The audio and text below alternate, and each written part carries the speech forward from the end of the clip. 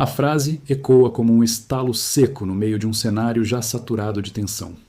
Abram o maldito estreito.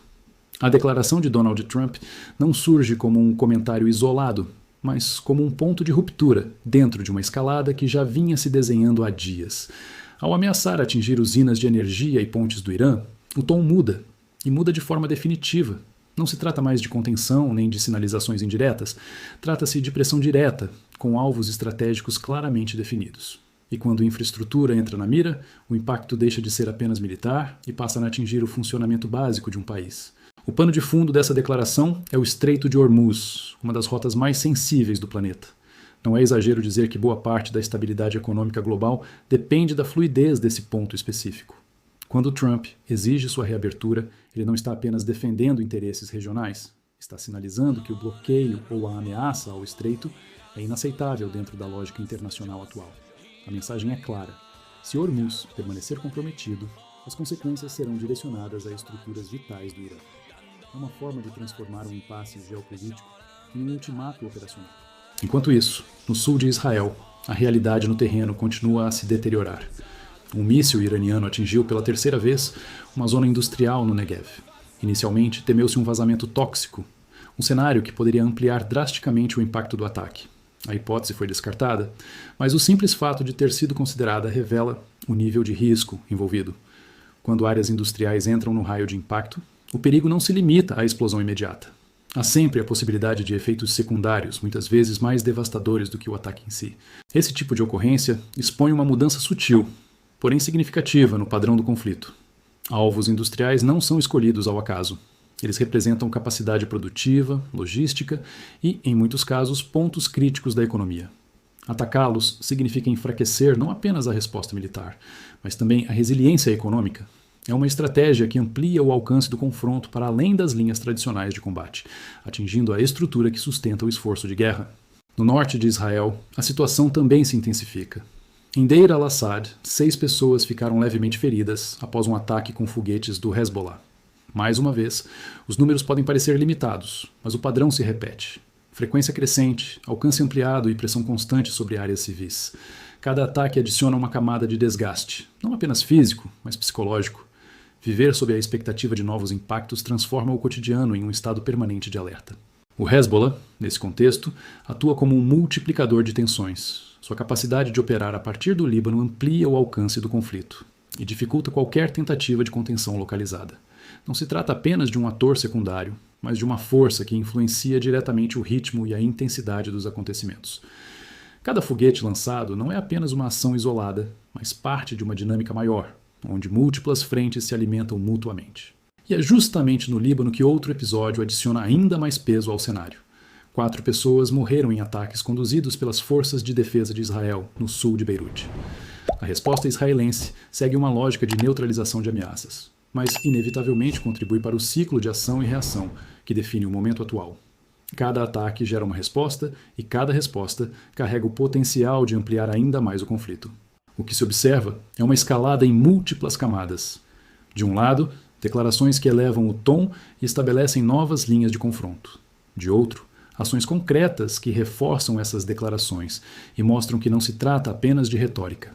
Entre esses 2 níveis, existe uma zona cinzenta onde decisões são tomadas rapidamente, muitas vezes com base em informações incompletas e sob pressão constante. É nesse espaço que o risco de erro se torna mais perigoso. A ameaça de atingir usinas de energia no Irã, por exemplo, carrega implicações profundas. Essas estruturas são fundamentais para o funcionamento do país, afetando desde a indústria até serviços básicos. Atacá-las significa comprometer a capacidade de operação interna, gerando impactos que vão muito além do campo militar. O mesmo vale para pontes, que representam conexões logísticas essenciais. Destruí-las é interromper fluxos, dificultar deslocamentos e isolar regiões. É uma estratégia que visa não apenas enfraquecer, mas desestruturar.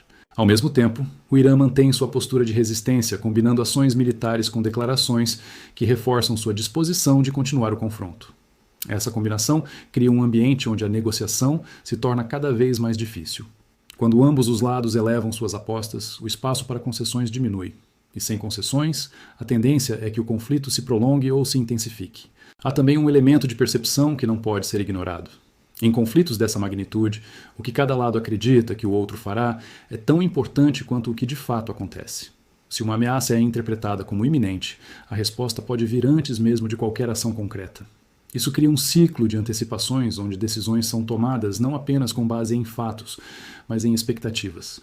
E expectativas, por natureza, são incertas. O impacto global desse cenário começa a se tornar cada vez mais evidente. O Estreito de Hormuz continua sendo um ponto de atenção central, e qualquer instabilidade ali tem reflexos imediatos nos mercados internacionais. Preços de energia, cadeias de suprimento e decisões políticas em diferentes partes do mundo passam a ser influenciados pelo que acontece nesse corredor estratégico. O conflito, portanto, deixa de ser regional e assume uma dimensão verdadeiramente global. No meio de tudo isso, a população civil continua sendo a mais exposta. Feridos leves em ataques, evacuações, interrupções na rotina. Esses elementos compõem o cotidiano de quem vive nas áreas afetadas. E embora muitas vezes sejam apresentados como números, cada um desses casos representa uma vida impactada, uma história interrompida, um contexto alterado. Essa dimensão humana é o que dá peso real a tudo o que está acontecendo. A repetição de ataques em áreas específicas, como a zona industrial do Negev, sugere uma estratégia deliberada. Não se trata apenas de atingir alvos diferentes, mas de retornar aos mesmos pontos, reforçando a pressão e testando a capacidade de resposta. Esse tipo de padrão indica planejamento, análise e ajuste contínuo. É um sinal de que o conflito está sendo conduzido com objetivos claros, ainda que não totalmente visíveis para quem observa de fora. Ao mesmo tempo, a retórica de líderes políticos continua a desempenhar um papel central. A declaração de Trump não é apenas uma frase de efeito. É um elemento que influencia decisões, percepções e, potencialmente, ações futuras.